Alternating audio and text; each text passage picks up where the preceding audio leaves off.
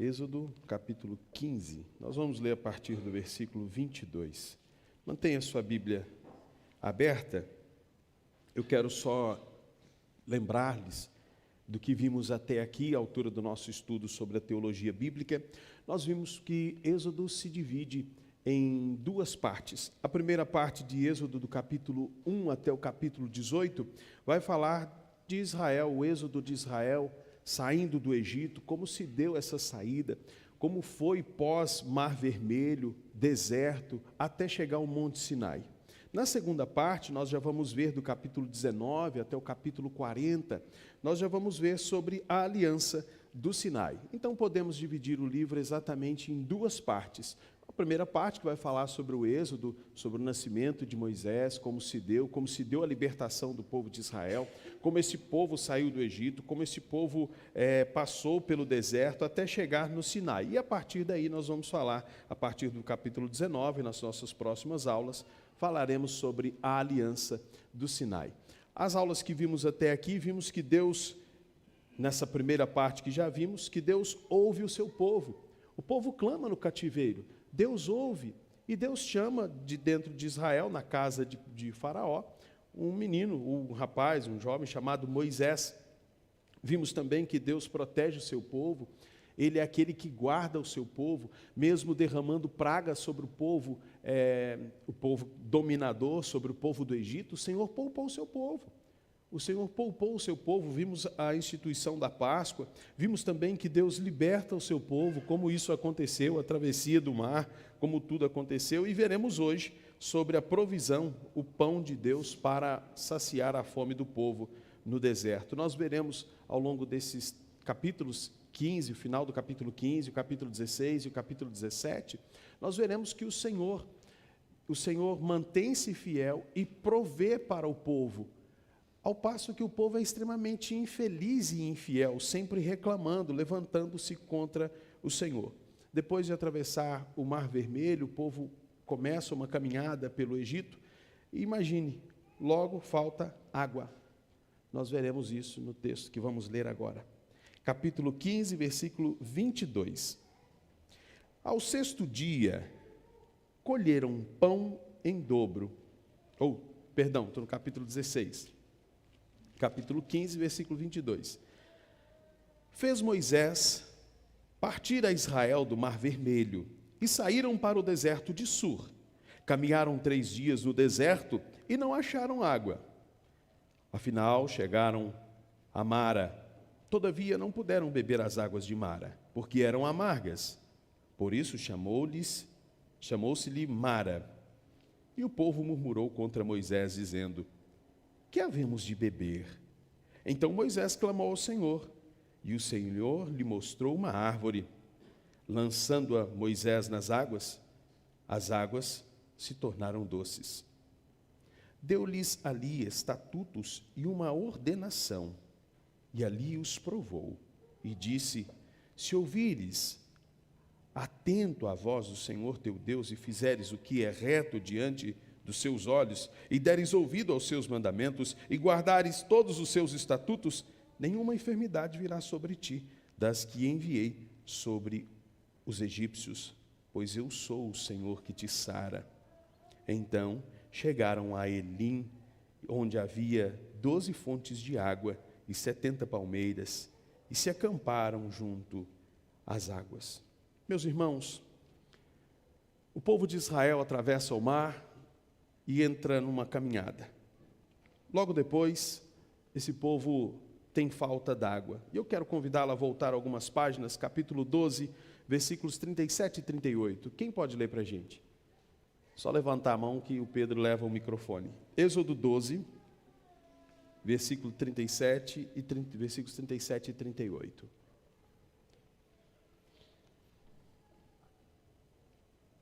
Assim partiram os filhos de Israel de Ramessés para Sucote, cerca de 600.000 a pé, somente de homens, sem contar mulheres e crianças. Subiu também com eles um misto de gente, ovelhas, gado, muitíssimos animais. Ok. Imagina esse tanto de gente num deserto. A falta d'água é um problema? Sim.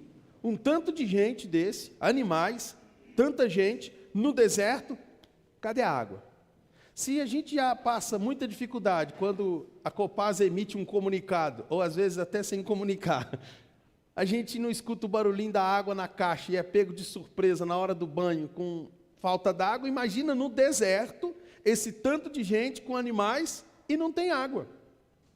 Então eles começam a reclamar, eles vão atrás de Moisés e eles vão apresentar uma demanda. Mas note que reclamar é algo que o povo de Israel fazia bem. Porque antes do mar abrir, diante do mar, o que o povo fez? Reclamou, não foi? Trouxeste-nos para morrer aqui? O povo vai fazer aquilo que ele sabe fazer, reclama, e a gente vai ver isso ao longo dos capítulos. Se tem uma coisa que o povo de Israel sabe fazer, é murmurar, é reclamar. Mas eles apresentam uma demanda, tanta gente, tantos animais, falta água. E o povo vai reclamar. A murmuração do povo de Israel, meus irmãos, é uma, sim, como é que é? Não tem água para beber. O povo vai fazer aquilo que sabia fazer, murmurar. E, meus irmãos, a murmuração de Israel é preocupante, porque o povo de Israel demonstra que a presença do Senhor ainda não significa proteção e provisão. A presença do Senhor, o Senhor estar com Israel, não foi suficiente. Mesmo o Senhor demonstrando que está presente, mesmo o Senhor demonstrando que cumpre suas promessas, o povo está reclamando. O povo está fazendo aquilo que sabe fazer, reclamar. Versículos 24 e 25, e o povo murmurou contra Moisés, dizendo: que havemos de beber? O povo não pediu água, o povo murmurou. É diferente de pedir água. O povo murmura, o povo reclama, porque não tem água. E mesmo num cenário de incredulidade, de descrédito quanto àquilo que o Senhor prometera, Moisés vai apresentar a angústia do povo ao Senhor. Ele vai levar a demanda ao Senhor, versículo 24 ou 25. Então Moisés clamou ao Senhor.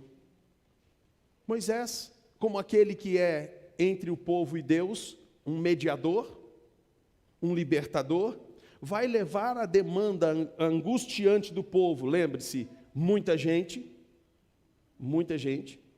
muitos animais, falta água. Moisés leva essa demanda ao Senhor, ele apresenta ao Senhor. E o que o Senhor responde? Versículo 25, o Senhor lhe mostrou uma árvore, lançou a Moisés nas águas, e as águas se tornaram doces. Meus irmãos, olha que interessante. Moisés lança uma árvore nas águas, e as águas se tornam doces. Qual era o problema? Não tem água para beber. Ok? Moisés, água, árvore. Vou facilitar para você entender. Moisés, madeira, água e um problema. Não está diante dele? A cena, você consegue imaginar a cena? Moisés, madeira, água e um problema. Te faz lembrar de outra coisa? Moisés, um povo reclamão, madeira, água e um problema. Te lembra alguma coisa? Lembra da abertura do mar, certo, gente? Imagina essa cena acontecendo. O povo que viu o Mar Vermelho está vendo agora Moisés, um personagem conhecido, pegando uma árvore, pegando um galho, jogando na água. A água que era o problema transforma-se em água doce. O problema é solucionado. O que o povo, ao ver essa cena, deveria entender? O Senhor sobre as águas do Mar Vermelho não nos deixará perecer no deserto com sede. O Mar Vermelho aberto, aquela cena, veja que ironia, não ensinou nada para aquele povo.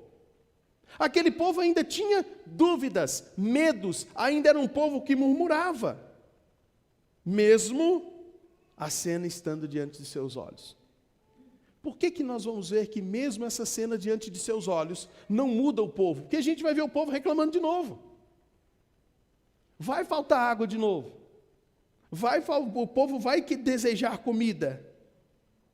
Meus irmãos, então Moisés joga e a água se transforma em água potável. Alguns comentaristas vão sugerir que tinha um arbusto naquela época cheio de espinhos, que ele era capaz de, ao ser jogado em águas salgadas, de absorver a salinidade da água. Só que não há nenhum achado científico disso. É apenas uma tentativa de justificar algo que a gente já sabe. Foi o Senhor, foi a mão de Deus. Foi o Senhor que abriu o Mar Vermelho. O Senhor que abriu o Mar Vermelho está dando água para o povo que estava pedindo água. E qual era o propósito disso tudo? Versículo 26. Ou melhor, voltemos ao final do versículo 25. Deu-lhes ali estatutos e uma ordenação, e ali os provou. E disse: se ouvires atento à voz do Senhor teu Deus, e fizeres o que é reto diante dos seus olhos, e deres ouvido aos seus mandamentos, e guardares todos os seus estatutos, nenhuma enfermidade virá sobre ti, das que te enviei sobre os egípcios, pois eu sou o Senhor que te sara. Qual o propósito? Deus deu estatutos e ordenanças. E o Senhor prova o povo. O povo que queria provar ao reclamar, é provado ao receber ordenanças. E o Senhor diz: eu vou sarar você, eu sou o Senhor que sara. O que isso deveria trazer-lhes à lembrança? O Egito.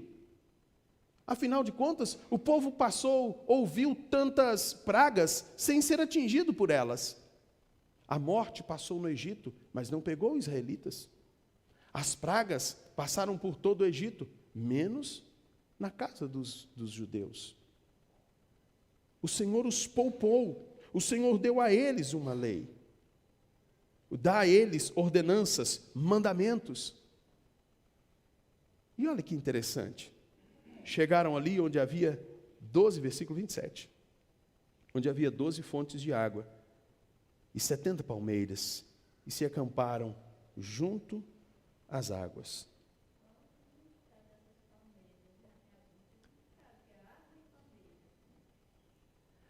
Bom, eu não vejo nenhum significado nelas, Judite. No deserto, ok. Palmeira vai trazer sombra, mas não um significado importante assim para... o povo que estava no deserto encontrou água e sombra. Mas olha que interessante dentro disso que você disse. O povo que estava sedento, andando pelo deserto, reclamou que não tinha água, cidade se depara com um lugar que não tem água para beber, o Senhor lhes dá um oásis. Um lugar para descanso, para suprir as suas necessidades. Aquilo que o povo precisava. Um povo que reclama, um povo que não compreende ainda tudo aquilo que o Senhor havia feito. Para quem está no deserto é um alívio, né? Para quem estava no deserto é um alívio muito grande. Meus irmãos, observe que o povo vai murmurar contra Moisés nesse texto.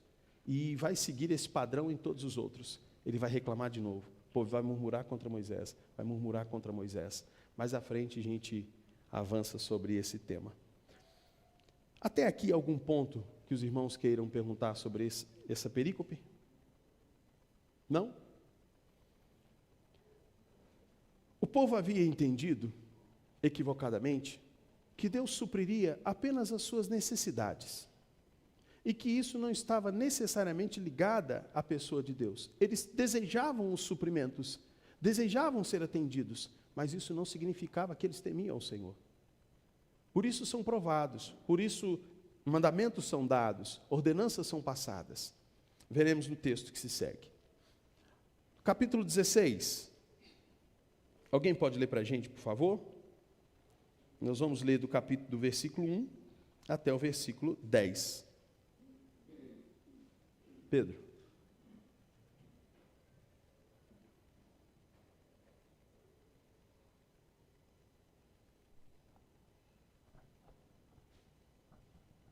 Partiram de Elim, e toda a congregação dos filhos de Israel veio para o deserto de Sim, que está entre Elim e Sinai, aos 15 dias do segundo mês, depois que saíram da terra do Egito. Toda a congregação dos filhos de Israel murmurou contra Moisés e Arão no deserto.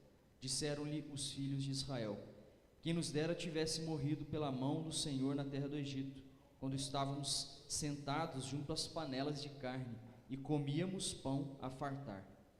Pois nos trouxeste a esse deserto para matardes de fome toda essa multidão. Ok, só um minuto, Renan. Só um minutinho. Meus irmãos, depois de reclamar de água, o povo chega passar por um oásis. O povo agora, que precisou de água, agora precisa de comida, e vai reclamar de comida. Esse povo vai reclamar de novo. Renan, dê um pulo em Êxodo 14, versículo 12, por favor. Leia para a gente. Não é isso o que te dissemos no Egito? Deixa-nos para que sirvamos os egípcios, pois melhor nos fora servir aos egípcios do que morrermos no deserto. Ok, o povo reclamou. É um padrão, o povo de Israel vai sempre reclamar. E havia um caminho mais curto até o Sinai, irmãos. Havia um caminho mais rápido, uma rota militar e comercial. Mas pense, um povo no deserto, um povo que era escravo, com mente de escravo, em uma rota militar e comercial. Um povo que tinha em mente que a melhor coisa era ser escravo. O que ia acontecer nessa rota mais curta, que é uma rota comercial e militar? O povo ia se dar para a escravidão, em troca de comida. O que eles reclamaram no texto que o Renan disse? Melhor teria sido ficar no Egito. A gente ao menos teria o que comer. O Senhor não os leva pela rota principal, mas antes os prepara no deserto, uma caminhada longa. O Senhor os prepara, eles têm uma mente de cativos, eles têm uma mente de escravos, uma mente que é só comer e encher a barriga. Esse é o fim principal deles. Eles não compreenderam que eles eram o povo que o Senhor escolheu, o povo da promessa. Eles não entendiam que eles eram exatamente o cumprimento daquilo que o Senhor disse a Moisés, a Abraão, Isaque e Jacó. O ventre os guiava, e eles reclamam. Quem dera a gente tivesse morrido. Quem dera. E observe que a reclamação é contra quem? Nesses primeiros versículos. Versículo 2, dá uma olhada lá. Contra Moisés e Arão. Mas fica evidente no versículo 7, dê um pulinho lá rapidinho, versículo 7 do mesmo capítulo. Pela manhã vereis a glória do Senhor, porquanto ouviu as vossas murmurações. Pois, quem somos nós para que murmureis contra nós? O que está dizendo aqui? A murmuração, embora fosse contra Moisés e Arão, era necessariamente contra quem? Contra Deus. A reclamação era exatamente contra Deus. E por que murmurar contra Moisés significa murmurar contra Deus? Porque Deus escolheu Moisés para ser o libertador desse povo, para ser aquele que estaria à frente do povo. E note que o dia que o povo reclamou, Moisés, o Senhor fala só com você? Fale conosco. Quando o Senhor manifestou-se e começou a tremer tudo, o que o povo disse? Se lembram desse texto? O que o povo disse? Nos fale através de você, Moisés. Não dá para ouvir. Moisés aqui é o mediador entre Deus e o povo, é o libertador, é o mediador. O povo está se levantando então contra aquele que o Senhor escolheu. Está levantando-se contra o libertador, contra o mediador entre Deus e o povo de Israel. O povo então está reclamando contra o próprio Deus. E ao desejar a morte, nos primeiros versículos que lemos, versículo 3, quem nos dera tivéssemos morrido pela mão do Senhor. Esse povo se esquece completamente. Não há neles uma ideia de aliança. Se lembram? Volte um pouquinho comigo. Se não me falha a memória, acho que a última aula que eu dei aqui, ou a penúltima, nós falamos de Tamar e Judá. Se lembram? Que morreu o marido de Tamar, o irmão, o cunhado casou com ela, e o cunhado, para não ter filho com ela, lançava a semente na terra. Se lembra disso? O que o Senhor fez com ele? Matou, certo? Os irmãos vão se lembrar que o que eu disse é que, ao fazer isso, ele estava necessariamente trabalhando contra aquilo que era o ponto ali naquele contexto, descendência. Lembra da linhagem, da descendência? Lembram-se disso? Aqui, o povo, ao desejar a morte, o povo está indo contra descendência. O povo não entende que desejar a morte é ir exatamente contra tudo que o Senhor fez até aqui, contra as promessas. Porque o Senhor fez uma aliança com Abraão. Esse povo era descendente ou filhos desta aliança. E esse povo agora está desejando morrer. Esse povo não compreende a grandeza das promessas, das alianças feitas com Abraão, Isaque e Jacó. Tão pouco compreende a fidelidade de Deus. Se lembram da aliança que Deus fez com Abraão? Um profundo sono bateu em Abraão, lembra? Animais partidos ao meio, se lembram disso? E quem passa no meio? Abraão passa? Não. Quem passa? Deus. O que significava aquilo? Se lembram dessa aula? Que o Senhor faz cumprir, Ele garante o cumprimento. O povo, ao desejar a morte, olha, quem dera a gente tivesse morrido lá, tivesse acabado com esse negócio de povo de Israel. Como assim?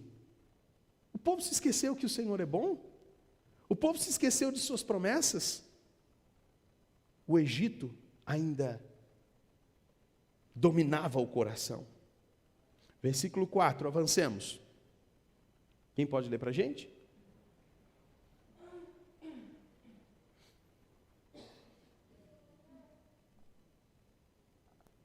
Renan, termina o texto para a gente, até o versículo 10, por favor.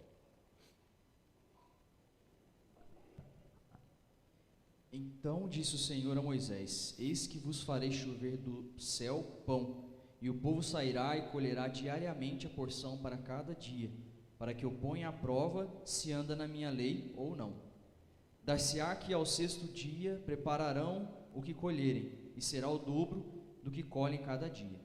Então disse Moisés e Arão a todos os filhos de Israel: À tarde sabereis que foi o Senhor quem vos tirou da terra do Egito, e pela manhã vereis a glória do Senhor, porquanto ouviu as vossas murmurações.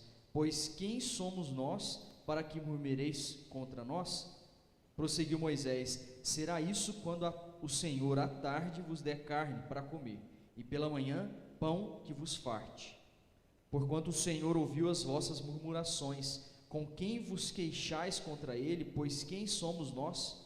As vossas murmurações não são contra nós, e sim contra o Senhor. Disse Moisés a Arão: Dize a toda a congregação dos filhos de Israel: Chegai-vos à presença do Senhor, pois ouviu as vossas murmurações. Quando Arão falava a toda a congregação dos filhos de Israel, olharam para o deserto, e eis que a glória do Senhor apareceu na nuvem. Ok. Meus irmãos, o povo agora reclama de pão, o Senhor prepara ou lhes envia o maná. Mas note que uma expressão que lemos no texto anterior vai estar nessa: provou, provar. Da lei e prova, da lei e prova. Como um pai que ensina o filho indisciplinado a se comportar. Estabelece a norma e prova.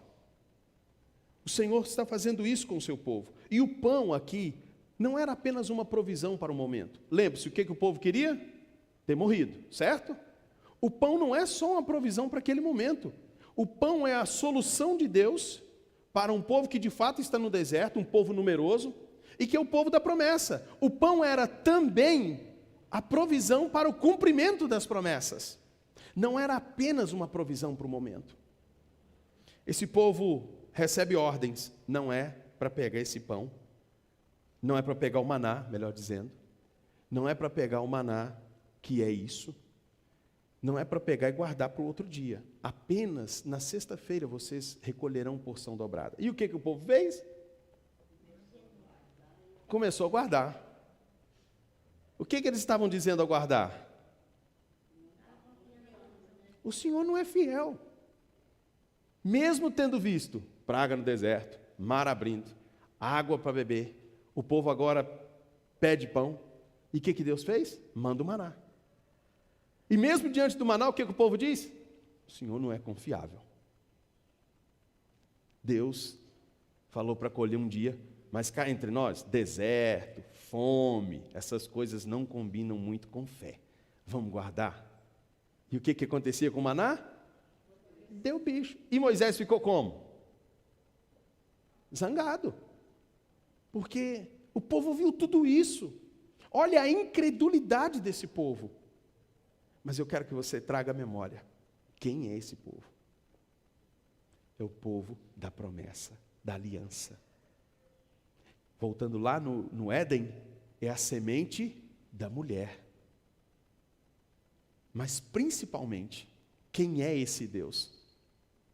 Que elegeu esse povo, que escolheu esse povo, que tomou esse povo para si, que prova esse povo e o povo falha, que está conduzindo, porque aqui nessa altura do texto, nessa altura da história, o povo está na rota do Sinai, o povo está caminhando para receber a lei.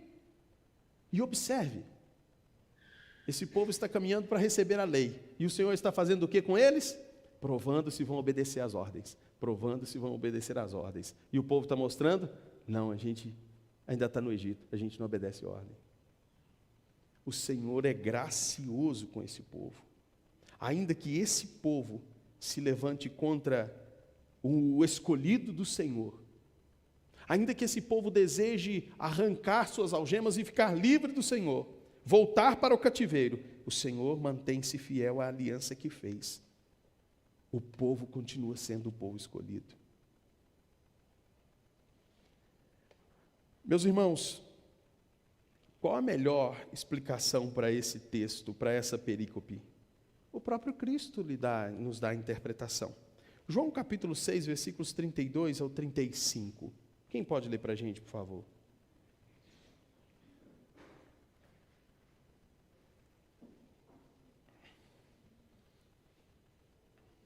Só levantar a mão aí. E o Pedro leva o microfone. 32 ou 35? Isso.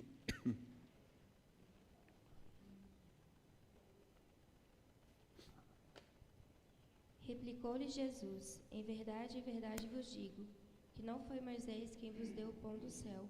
O verdadeiro pão do céu é meu Pai quem vos dá. Porque o pão de Deus é o que desce do céu e dá vida ao mundo. Então lhe disseram: Senhor, dá-nos sempre desse pão.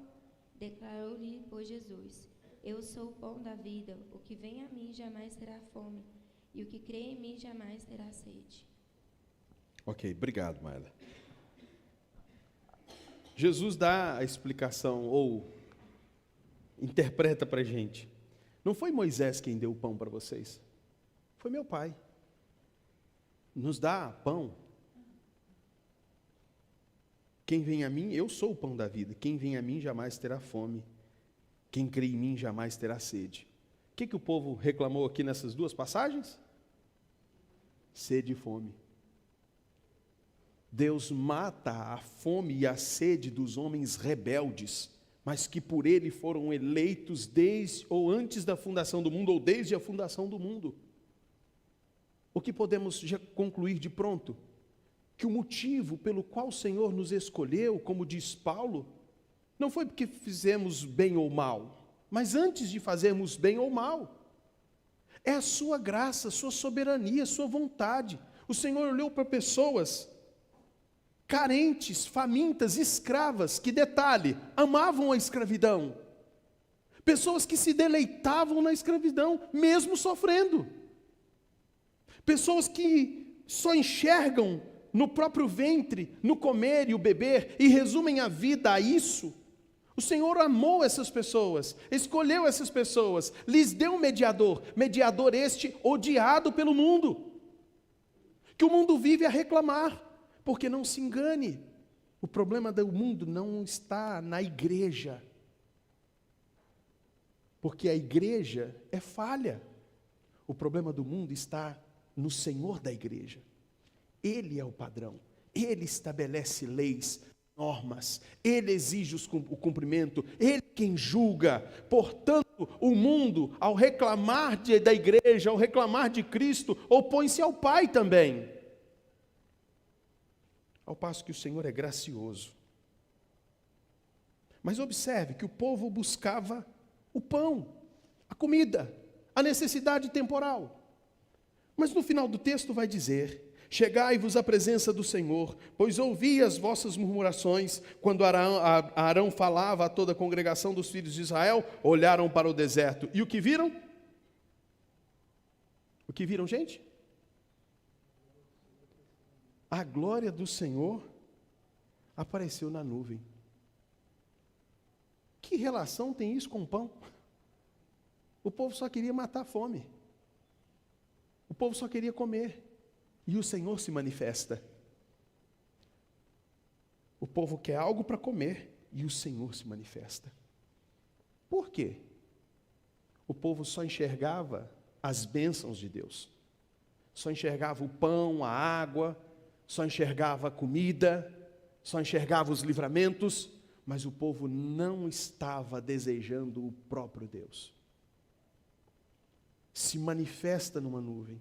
O Senhor se manifesta. Ele é melhor do que o pão que mata a fome. Ele é melhor do que a água que bebemos. Ele é melhor do que as necessidades temporais que temos. Na verdade, se esperarmos em Cristo somente para esta vida, nós somos os mais miseráveis dos homens. E a pergunta que não quer calar: como Deus se manifesta a nós então, pastor Vitor? Como é que Deus se manifesta? Se não é nessa nuvem mais. A resposta é Cristo Jesus. Perguntaram certa vez: mostra-nos o Pai. E o que ele respondeu? Eu estou há tanto tempo com vocês. Cristo é a revelação de Deus. Meus irmãos, Cristo é o melhor que temos. Nós não podemos pensar apenas nesta vida, ou olhar para Deus como aquele que vai saciar os nossos desejos do nosso coração. Nós ouvimos com frequência isso, principalmente em aniversário, que o Senhor realize os desejos do seu coração. Opa, pé no freio, calma aí. O Senhor não é um garçom que está pronto para atender os seus desejos. Cristo é melhor. E olha só, quem é a perfeita imagem de Deus? A imagem e semelhança que o homem no Éden não pôde ser. Quem é? Os irmãos se lembram dessa aula que o pastor Vitor deu. Não lembra, gente? Ele está aí. Não lembra, gente? Amém? Quem é? Cristo. Cristo é a perfeita imagem. Perfeitamente divino e perfeitamente humano. Cristo então teve fome? Teve sede? E o que ele falou comparando todas as coisas ao Pai? A minha comida e a minha bebida é o quê? É o quê, gente? Fazer a vontade do Pai. O que o povo de Israel não pode ser, Cristo é. O povo de Israel só queria comida e bebida. Cristo, a minha comida e a minha bebida é fazer a vontade daquele que me enviou. A coisa mais importante para Cristo é o Pai. Para esse povo, a coisa mais importante era comer e beber. Deus se manifesta a eles. Em comparação com o pão, Deus é muito melhor. Mas o povo só enxergava o pão. Vê se não acontece isso hoje. Deus é melhor do que as suas bênçãos. Suas bênçãos são boas, desejáveis, mas Deus é melhor do que as bênçãos. O Senhor nos dá saúde. E é algo fantástico. Mas Deus é melhor do que a saúde. O Senhor nos dá alimento. E o que todos esses textos nos ensinam? Fique tranquilos. O Senhor da aliança não vai deixar vocês perecerem. Lembre-se, tem uma aliança, tem uma promessa. O Senhor não abandonará vocês. E a Bíblia vai dizer algo interessante sobre isso. Não fique ansioso. Não fique ansiosa. Olhe para a criação. Veja os pássaros. Não plantam, não colhem. E quem os sustenta? Deus. Fique tranquilo quanto a essas coisas menores. Mas não perca o foco quanto às coisas maiores. Deus é maior do que todas as bênçãos. O Senhor é melhor. Observe, meu irmão, que o povo de Israel, a gente quando lê de cima, a gente tende a vestir uma capa de juiz e querer julgar esse povo. E dizer que esse povo é muito mau. Mas de fato esse povo é mau. Só que nós também somos. Você conseguiu se identificar em algum momento ao longo da história de Israel? Houve algum momento que você amou mais a escravidão do que a liberdade? Ah, esse negócio de igreja é bom, mas eu queria mesmo era estar no bloco do vai quem quer. Igreja é bom, mas às vezes surpreende a gente, né? O legal é a liberdade que o mundo oferece. O que o povo de Israel dizia aqui? Melhor seria ter morrido nas mãos dos egípcios. Ao menos lá a gente tinha comida. Até aqui alguma pergunta, irmãos, quanto a esses dois textos? Não?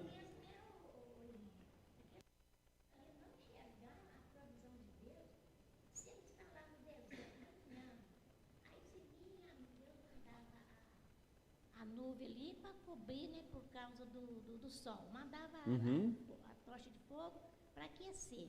E viu o maná caindo, eles não conseguiam. De onde está caindo esse maná? Eles nem pensar, né? Assim, essa provisão de Deus, que estava vindo de Deus. Mas eu não estou vendo maná aqui, não estou vendo nada, mas ele amanhece. Então pensa assim, de nós também não correr nesse risco. Saber que todos nós dependemos da graça, da misericórdia, saber que Ele nos supre, muitas das vezes a gente, né, fica... Né? Verdade. E não torcer para ser alcançado, né? Tomara que os escravizadores nos peguem. É uma cegueira. Exatamente, a senhora definiu bem, uma cegueira. É uma cegueira. É ser conduzido pelo ventre. Os homens hoje talvez não sejam mais conduzidos pelo ventre, mas são conduzidos pelo coração. Não é verdade? Não é esse o discurso? Siga o seu coração. Se te faz bem, se te faz feliz, vai. O povo de Israel aqui não tinha sonho, porque era um povo escravo. O que o povo de Israel queria? Encher a barriga. Hoje o povo quer seguir o coração. Siga o seu coração se te faz bem, se te faz feliz. Franklin. Ô William, às vezes eu acho que a expectativa nossa aqui no texto, né, é de que o povo já tivesse fé, já tivesse... Diante de tudo que viu, né? Mas aí o que eu fico pensando? 430 anos escravizado. O pai era escravo, o avô era escravo, o bisavô era escravo, já nasceu escravo. Eu acho que não tem como esperar muita coisa, não. Recentemente eles foram libertos, viram diversos sinais, mas a única coisa que eles viviam ali era uma vida de escravo. E às vezes hoje a gente tem pessoas que nasceu na igreja, o pai na igreja, o avô na igreja. Esses talvez a gente poderia esperar mais, mas esse povo aqui, eu acho que, apesar das maravilhas, eu acho que era algo muito recente para eles, né? Tanto que Deus ali não olhava muito para aquela situação, e Deus ia se revelando cada vez mais. Né? No primeiro texto que nós lemos, eu acho interessante que Deus fala assim: eu sou o Senhor que te sara. Deus estava se revelando, eles queriam água, mas Deus estava se revelando como Deus que sara. Depois eles queriam comida, Deus se revelou ali como Deus da provisão. Eu não sei, eu acho que se a gente olhar bem, né, mais de 400 anos escravo, não dava para esperar muita coisa mesmo, não. Não sei. é importante levar em consideração o contexto deles. Isso é extremamente importante. E a gente vê Deus fazendo isso também. Deus não está esperando desse povo. O Senhor está aqui provando. O Senhor está pacientemente instruindo. Mas, se a gente pensar, Franklin, você deu um exemplo interessante. A pessoa nasceu na igreja, talvez a gente espere mais dele. Mas se a gente pensar que desde o Éden ele tem uma natureza caída, a gente vai entender que mesmo daqueles que nasceram na igreja, a gente não pode esperar muita coisa. Ele tem uma natureza que durou muito mais, muito mais que 430 anos. E, no entanto, o Senhor olha do mesmo jeito que olhou para eles, para um escravo. O Senhor olha nessa condição. O texto deixa claro, ao longo da história, os textos, que o Senhor vem sendo paciente, como um pai é com um filho. E Ele não é assim com a gente, gente? Quando Cristo te alcançou, como é que foi? Você se tornou hiper santo? Ainda nem é, né? Da noite para o dia? Não, você traz resquícios. Você ainda tem resquícios de uma natureza caída. Você ainda vive lutando para não pecar, tropeça e cai e levanta. E o Senhor continua, porque essa escravidão dura mais que 430. Ela é herdada de milênios atrás. O que aprenderam. Mas olha só que interessante também, Judite. Sim. Sim, Rafael, pode falar. Essa questão que o Franklin colocou, que eles tinham uma mente, né, de escravos, estavam lá sobre a escravidão do Egito, né? Mas olha o motivo de Deus ter enviado para eles, além de Deus já fazer parte do plano de Deus, porque Deus já falou lá na frente com Abraão, e esse povo ficaria cativo, né, viveria escravo durante 400 anos, depois eles seriam libertos, tudo fazendo parte do plano de Deus. Mas olha assim, o motivo aqui pelo qual Deus enviou o libertador.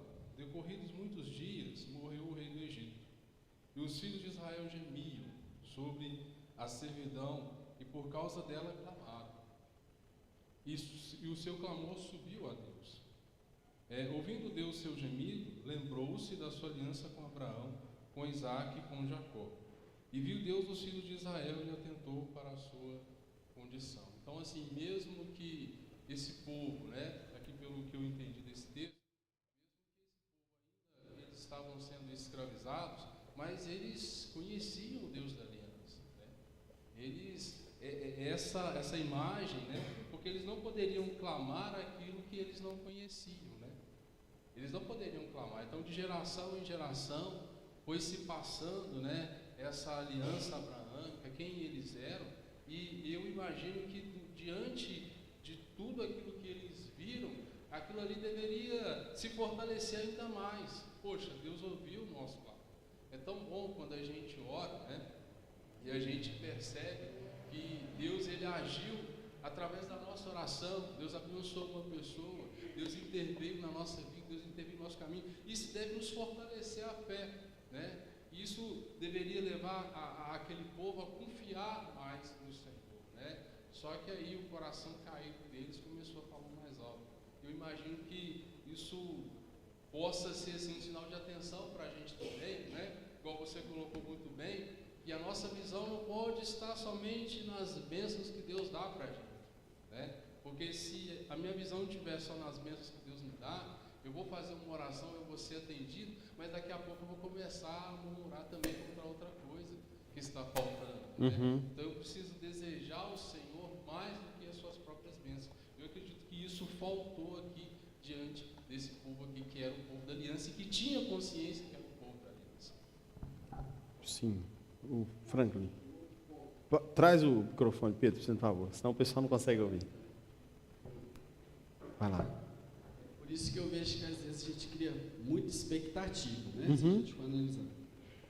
Entraram ali 70 pessoas, né? Falando em Gênesis. E saíram 600 mil homens.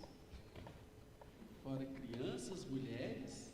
Estudiosos falam de 2 a 3 Isso que é semente, hein? Eu penso assim, é um milagre ainda eles lembrar de Deus, depois de 400 anos. Somente 70 pessoas que conheciam a aliança. Depois de todo esse tempo, né, eles conheciam Deus, talvez só de história que se contavam, né? mas não tinha culto, não tinha sacrifício. Eu não sei, eu acho que ainda a gente cria muita expectativa, cobrando como se cobrasse da gente também, né? Sim. Que Deus se revela prontamente, a gente é transformado. E eu acho que o processo é bem mais doloroso. Eu acho que o ponto principal está não no povo, a condição do povo. Se o povo tinha mais ou menos conhecimento. Óbvio que a circunstância de escravizado era outra. Como você disse, não tinha o culto. O culto está para ser instituído algumas páginas à frente, né? O foco principal está em Deus. Porque esse povo escravizado, o Senhor preservou. O Senhor sempre guarda o remanescente. O Senhor guardou, alguém clamou ali. Aí a gente olha esse povo, a gente, no lugar de Deus, a gente ia dizer assim, Deus, vamos fazer um negócio, deixa esse povo para lá, Senhor. E o Senhor usa de graça com esse povo. O foco principal não está na condição melhor ou pior do povo, mas na graça de Deus, apesar da condição favorável ou desfavorável. A gente tem casos de pessoas, crianças nascem na igreja, e o Senhor se revela a elas. Crianças nascem num contexto pagão, e o Senhor se revela a elas. Contexto pagão ou cristão, a glória é principalmente do Senhor, que se manifeste. E a condição só vai fazer com que a gente olhe com um coração mais cheio de graça para o Senhor. Eu fico imaginando, eu acho maravilhoso, quer ver? Eu acho show demais, gente. Escutar o pastor Isaías falando, que ele vai falar que o vô dele serviu ao Senhor. O tio dele plantou essa igreja. Eu fico viajando nisso, sabe?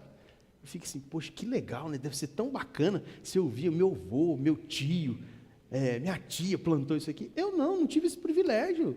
Eu adorava imagem, gente. Eu acendia vela para Aparecida. Eu odiava crente. E um dia de domingo eu ligo o rádio e por acaso eu escuto na rádio um salmo. E aquele trem já começou a invadir meu coração. Olha só. Não há mais beleza em um e menos em outro. A graça do Senhor não pode ser contida, resistida, independente do contexto. Ao passo que aqueles que, inclusive, nasceram e são gerações e gerações de presbiterianos, revelam uma incredulidade lamentável. Então, não depende da condição. É preciso levar essas condições em consideração para a gente entender. Mas o foco está no Senhor e não no povo e nas condições. O Marcos.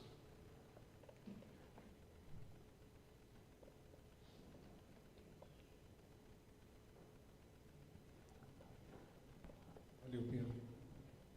Will, eu estava vendo quando você comentou sobre como a gente se enxerga dentro desse episódio todo aqui,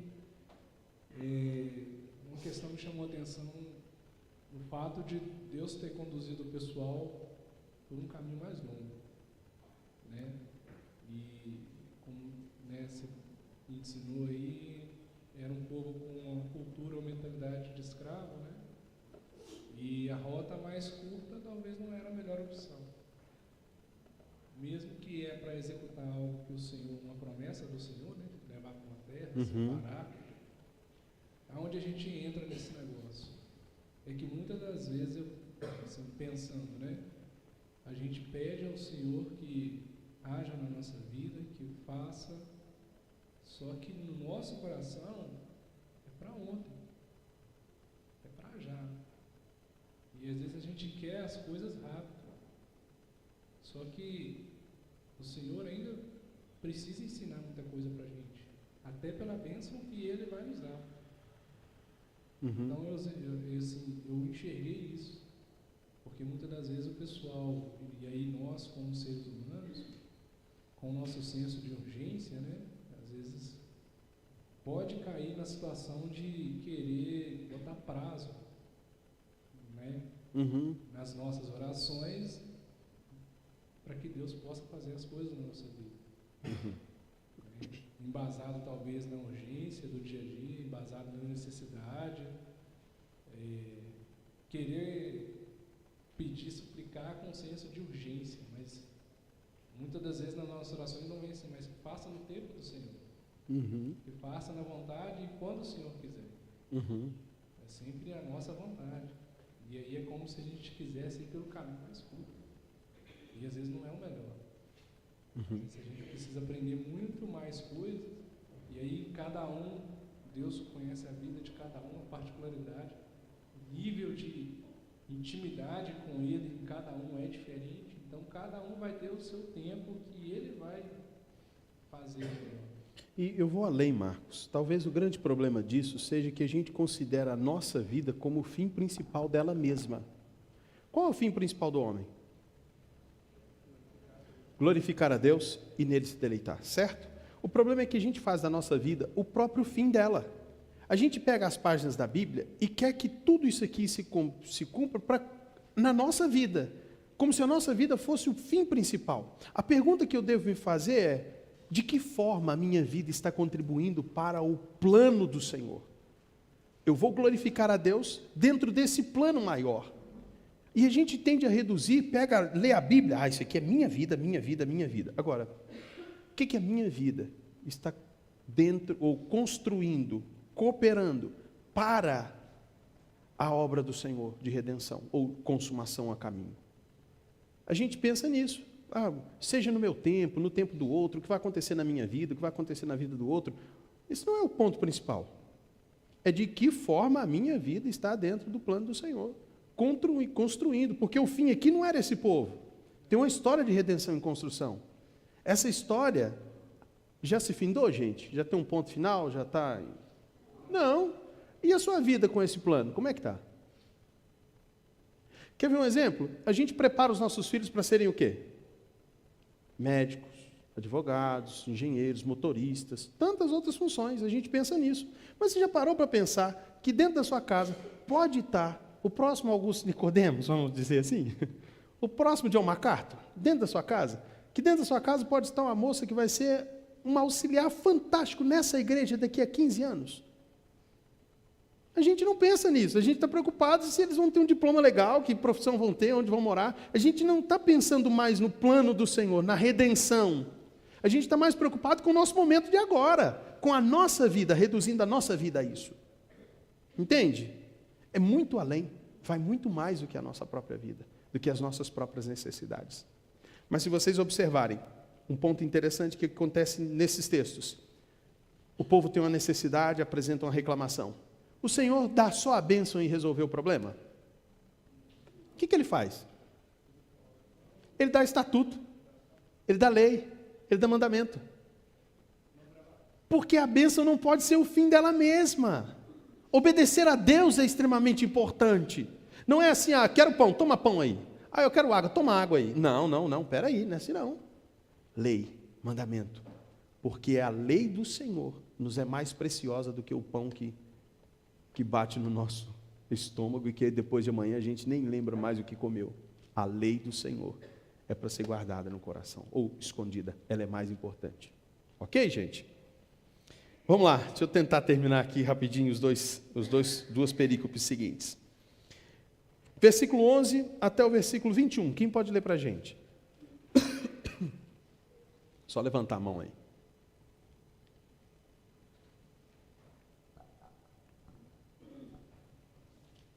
E o Senhor disse a Moisés: Tenho ouvido as murmurações dos filhos de Israel.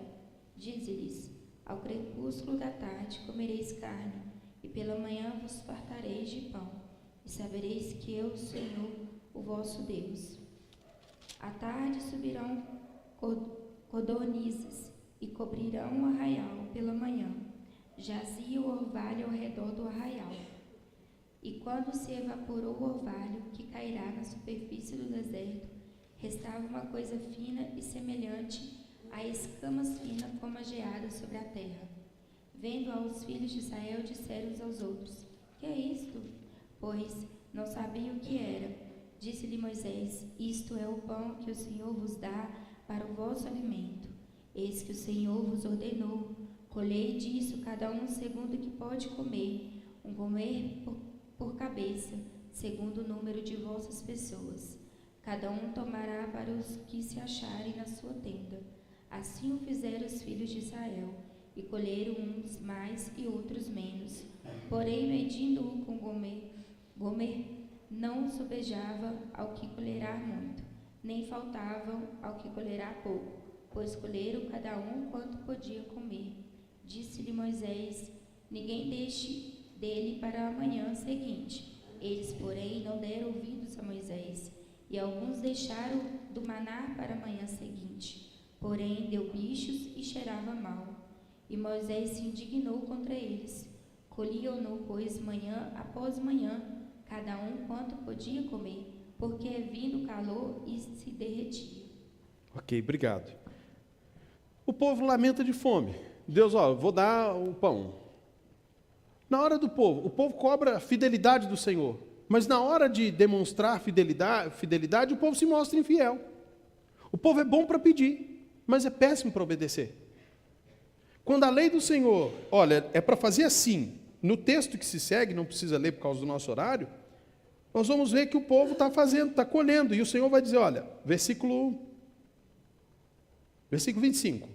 Então disse Moisés: comei-o porquanto o sábado é do Senhor. Hoje não achareis no campo. 6 dias o colhereis, mas ao 7º é o dia do Senhor. Nele não o haverá.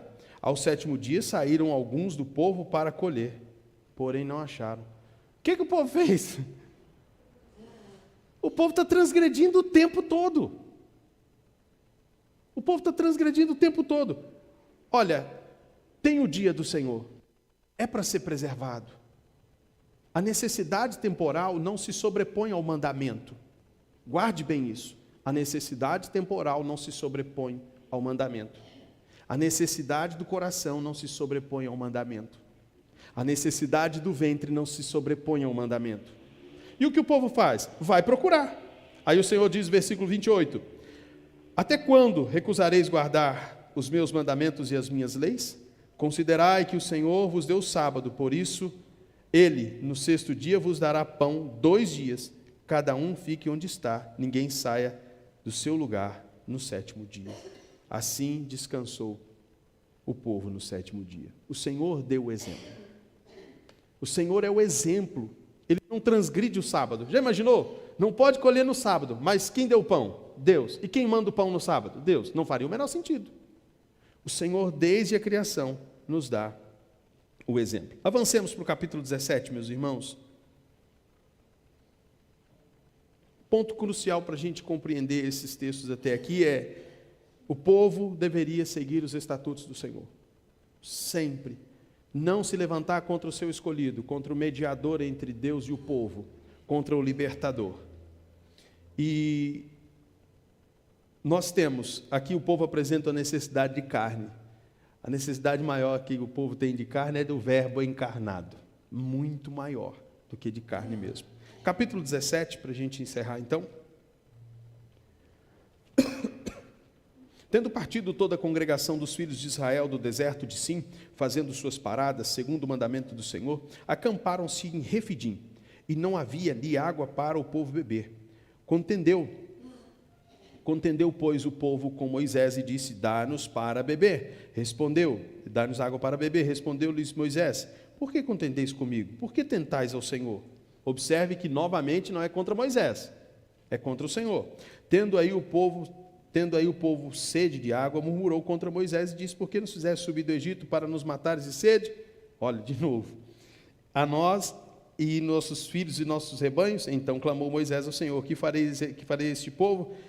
Só lhe resta apedrejar-me. Esse povo está quase me apedrejando, Senhor. Respondeu o Senhor: passa diante do povo e toma alguns contigo dos anciãos de Israel, leva contigo uma vara e um bordão que feristes do rio e vai. Eis que estarei diante de ti sobre a rocha de Horebe, ferirás a rocha e dela sairá água e o povo beberá. Moisés assim o fez na presença dos anciãos de Israel. Chamou o nome daquele lugar de Massá e Meribá, por causa da contenda dos filhos de Israel, porque tentaram ao Senhor, dizendo: está o Senhor no meio de nós ou não? Depois de tudo isso, qual que é a pergunta, a dúvida deles? O Senhor está com a gente ou não? O povo murmurou a 3ª vez aqui, reclamando de Moisés. Moisés, o mediador do conflito, está em perigo. Ele estava prestes a ser apedrejado. O povo se esqueceu e duvidou que o Senhor estivera com eles. Versículo 8, não vai dar tempo mais de a gente entrar nos mínimos detalhes aqui, deixa eu correr para terminar dentro do nosso horário. Então veio Amaleque e pelejou contra Israel em Refidim. Com isso ordenou Moisés a Josué: escolhe-nos homens e sai e peleja contra Amaleque. Amanhã estarei eu no cimo do outeiro, e o bordão de Deus estará na minha mão. Fez Josué como Moisés lhe dissera, e pelejou contra Amaleque. Moisés, porém, Arão e Hur subiram ao cimo do outeiro. Quando Moisés levantava a mão, Israel prevalecia. Quando, porém, ele abaixava a mão, prevalecia Amaleque. Ora, as mãos de Moisés eram pesadas, por isso tomaram uma pedra e puseram por baixo dele. E ele nela se assentou. Arão e Hur sustentavam-lhe as mãos, um de um lado e outro do outro. Assim lhe ficaram as mãos firmes até o pôr do sol. E Josué desbaratou a Amaleque e a seu povo a fio de espada. Então disse o Senhor a Moisés: escreve isto para a memória num livro e repete-o a Josué, porque eu hei de riscar totalmente a memória de Amaleque debaixo do céu. E Moisés edificou um altar e lhe chamou: o Senhor é minha bandeira. E disse: porquanto o Senhor jurou, haverá guerra do Senhor contra Amaleque de geração em geração. Bom, as mãos de Moisés estavam levantadas. Lembre-se, a rota mais curta era a rota de comércio e militar, certo? O Senhor está preparando o seu povo. Esse povo tem uma promessa de ter uma terra. Mas terra só pode ser conquistada com conflito, com guerra. Então, os amalequitas, um povo nômade da época, vai pelejar contra Israel, contra os escravos. Lembre-se disso. Contra os escravos. Contra gente que tinha ovelha. Contra gente que tinha gado. Não era contra gente que estava na frente da batalha, compondo o exército de Faraó, não. Um povo que não tinha condição. O que o Senhor manda? Moisés, os amalequitas estão vindo. Olha, faz assim, assim, assim. E ele vai e prevalece, então, com as mãos levantadas, o povo de Israel prevalece. A figura de Israel ali, meus irmãos, naquele cimo, é o Senhor dizendo para Israel que ele escolheu Moisés como mediador, para ser o libertador. Israel ali, o povo de Israel deveria entender, foi esse homem, esse que a gente queria apedrejar, esse que a gente está prestes a apedrejar, a fazer mal, foi esse homem que o Senhor escolheu. Mas, observe, que ele tinha na mão o bordão.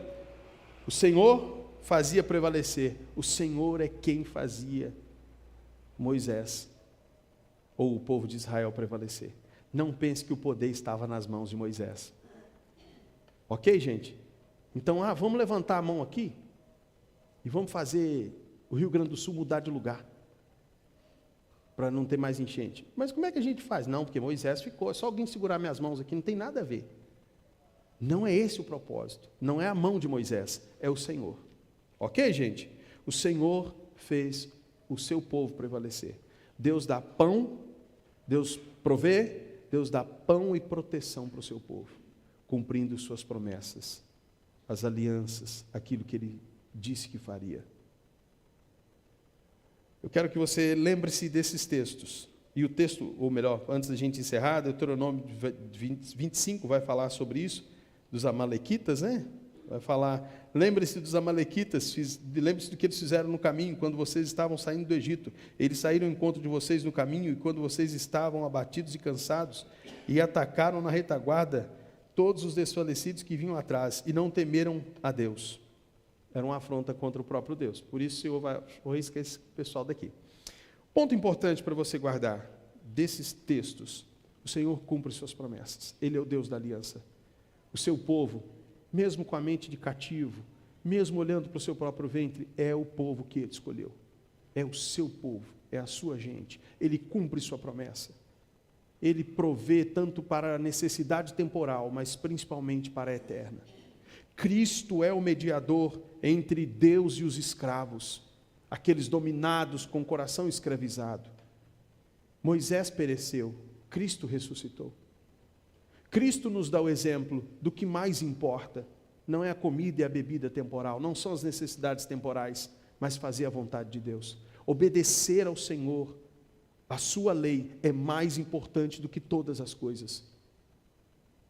E eu encerro perguntando: quando foi que você deixou de fazer alguma coisa pelo Senhor por causa do mandamento? Porque obedecer ao Senhor naquilo que nos parece vantajoso é tranquilo. Ah, não roubar. Opa, isso me dá alguns benefícios, eu não vou ser preso. Mas e quando o seu coração é confrontado com a Escritura? Quando a sua necessidade é confrontada com a palavra de Deus?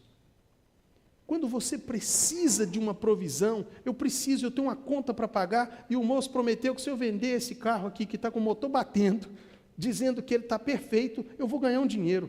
E aí, como é que fica? Diante da necessidade temporal, entre a necessidade momentânea e a lei, e a palavra de Deus, qual você escolhe? Pense bastante nisso, assim a gente encerra a nossa escola dominical. Sim.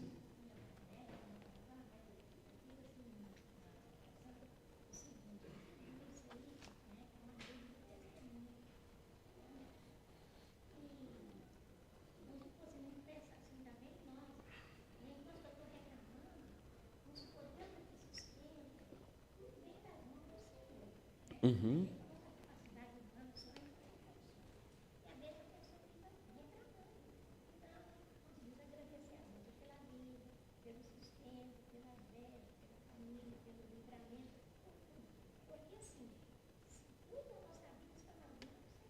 Uhum.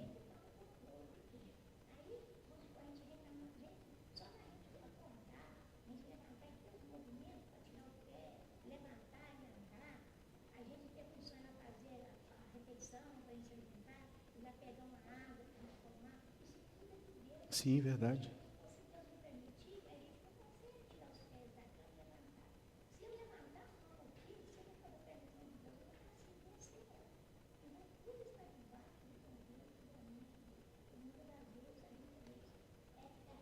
Verdade. Uhum.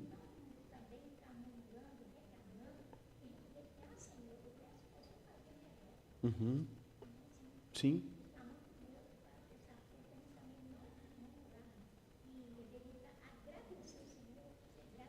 Verdade, Dona Benita.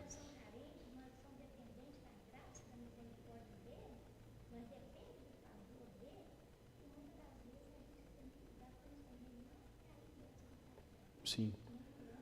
Eu acho que talvez um dos maiores erros que os cristãos cometem hoje é achar que Deus é a chave para ele ter uma boa vida aqui, para tudo dar certo.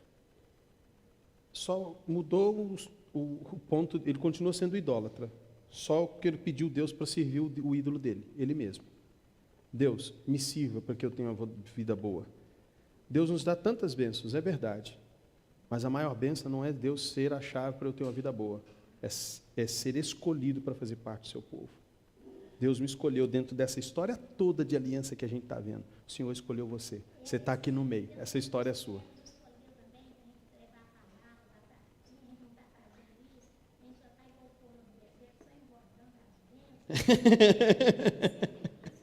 Só engordando.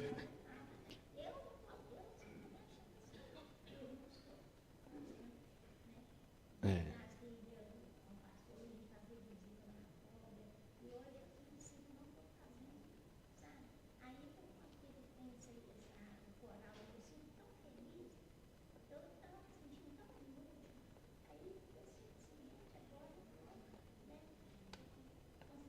Uhum. Verdade. Eu gostei da expressão, só engordando, né? Vou orar pelo pastor Vitor. Deus tenha abençoado ele pouco. Sim, entendi. Sim. Uhum. Franklin.